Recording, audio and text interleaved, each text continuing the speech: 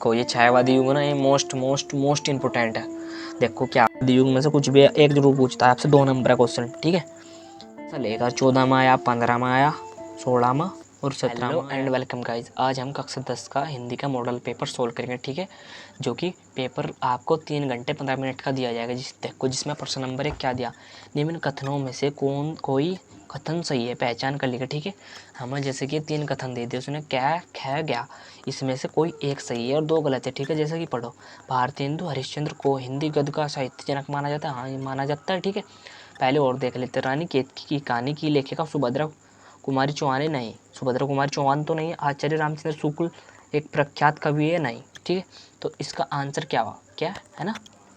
ऐसे ही देखो, आपसे पूछेगा पेपर में, रचनाकारों के नाम लिखो। आपको ये ऐसे रचना दे देगा, इनका नाम लिखना है, ठीक है। इंपॉर्टेंट है बहुत ज़्यादा, हर साल रिपीट होते हैं इनमें एक जरूर आता है, ठीक है। जो मैंने लिख रखी है ना ये रचनाएं, इनका एक ना एक जरूर आता है 2 नंबर का क्वेश्चन। देखो जैसे कि चिंतामणि, हमें तो नहीं पता चिंतामणि कौन है। इसकी चिंतामणि की रचनाकार क्या, आचार्य रामचंद्र शुक्ल, ठीक है। ऐसे ही मेरी यूरोप यात्रा, इसके लेखक डॉक्टर राजेंद्र प्रसाद, ठीक है। कुछ बिखरे पन्ने, पद्मनाल पुन्नालाल बख्शी। बाणभट्ट की आत्मकथा, हजारी प्रसाद द्विवेदी। आत्मकथा, इसके राइटर डॉक्टर राजेंद्र प्रसाद, इसका आपको बहुत ज़्यादा इंपॉर्टेंट है।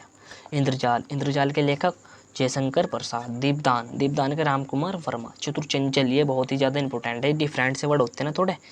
गोपाल, दुनिया रंग बिरंगी, इसके लेखक जयशंकर प्रसाद, ठीक है। इतनी बात क्लियर है, आगे बढ़ते हैं। देखो क्या बताने, ठीक है। नई कविता दे रखे हैं, इनकी हम क्या बतानी, ये रचनाएं बतानी, ठीक है। जैसे कि हमें कवि दे दिए जागणिक, तो हमें इसकी रचनाएं बतानी। इसकी ऐसा पूछेगा हमसे पेपर में कि जागणिक की 2 रचनाएं 4 रचनाएं लिखे, या मधुकर की 2 रचनाएं लिखे, नल सिंह की 2 रचनाएं लिखे। जागणिक की 2 रचनाएं कौन सी, परमाल और रासो, ठीक है। मधुकर की 2 रचनाएं जयमयंक और चस चंद्रिका, ठीक है। नल सिंह की 2 रचनाएं विजयपाल रासो, ठीक है। और ये देखो ये छायावादी युग ना, ये मोस्ट इंपॉर्टेंट है।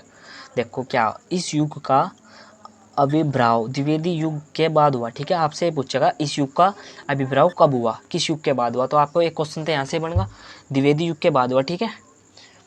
अगला क्वेश्चन, वास्तव में छायावादी काव्य द्विवेदी युग का इतिवृत्तात्मकता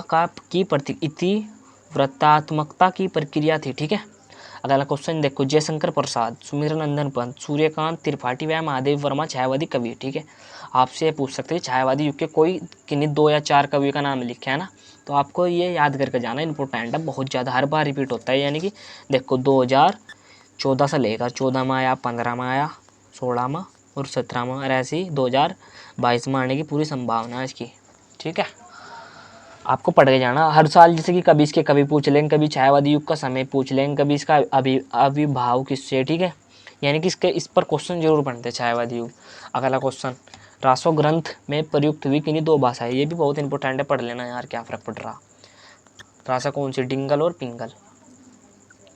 अगला आता है हमारे पास, रीतिकाल की किन्हीं 2 या 4 प्रमुख प्रवृत्तियों का उल्लेख, ये भी बहुत इंपॉर्टेंट है। प्रमुख रीतिकाल की 2 या 4 आपसे जरूर पूछता है, ठीक है। ये भी रिपीट होता है बहुत ज़्यादा क्वेश्चन। देखो क्या, इसकी 4 रीति ग्रंथों की रचना, दूसरा क्या, ब्रज भाषा का प्रयोग, तीसरी प्रकृति का उद्दीपन, चौथी श्रृंगार रस की प्रधानता, ठीक है। इसमें का आपसे 2 या 4 जरूर पूछेगा, इसलिए आप रीतिकाल को पढ़ कर जाना, ठीक है। अगला है भारतीय हिंदू युग की समय सीमा, ये तो आपसे अक्सर पूछा जा, भारतीय हिंदू और छायावादी युग में से कुछ भी एक जरूर पूछता है आपसे, 2 नंबर का क्वेश्चन, ठीक है। टिक मार्क में भी हो सकता है, वैसे भी हो सकता है। भारतीय हिंदू युग की समय सीमा, भारतीय हिंदू युग की समय सीमा थी 1868 से 1900, ठीक है। ये इसकी समय सीमा, ये देखो 17, 18 और 21 में आया क्वेश्चन, ठीक है। इंपॉर्टेंट है बहुत। अगला क्वेश्चन, छायावादी युग की समय सीमा, छायावादी 1919 से 1938, ये भी बहुत, ये मोस्ट इंपॉर्टेंट क्वेश्चन है। यानी कि पिछले बार तो भारतीय हिंदू के छायावादी युग के आने की पूरी संभावना, ठीक है। अगला क्वेश्चन, छायावादी की 2 प्रवृत्ति लिखे, ठीक है।